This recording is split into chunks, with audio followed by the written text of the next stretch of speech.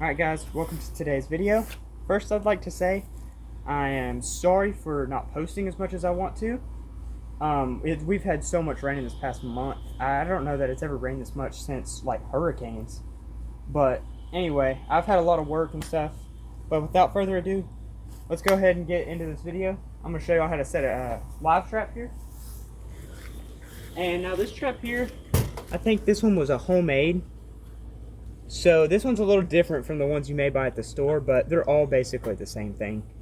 You go ahead and have your wire here that's going to keep the animal in the cage. You've got a handle to help you carry it around. You have back here your more of like a pan if you've ever used a foothold trap or something like that. But I'll show, if you don't know what I'm talking about, then I'm going to be showing y'all how to do that in a future video. So stay tuned. But this is more of like your trigger here. This wire here, if you want to get in on it. Right here is the little trigger wire. And it's got a hook here to hold this gate, which I'll show you. Right here, you have a lever. And this lever is going to be holding the door closed so that an animal can't push out again. So you go ahead and push that down to whatever, and you pull this up, this gate. And it's got a hole right here that you can slip this little wire, this wire hook into. And that's going to allow you to set the trap.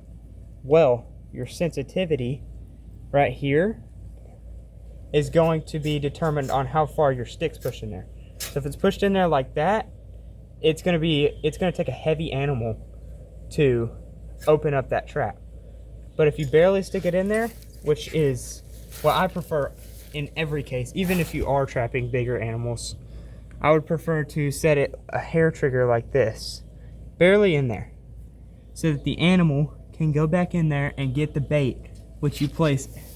I like to place it at the very back of the trap over here, behind the trigger, and sometimes even under. I like to place it underneath the trap, right underneath, so that they can not necessarily dig under to get to it, and that they can climb in and step on this trigger right here.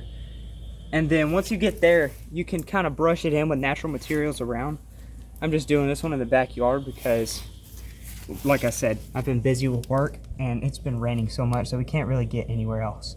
So yeah, you go ahead and you work with the stuff that you have around. You place your bait in the back for whatever you're trapping.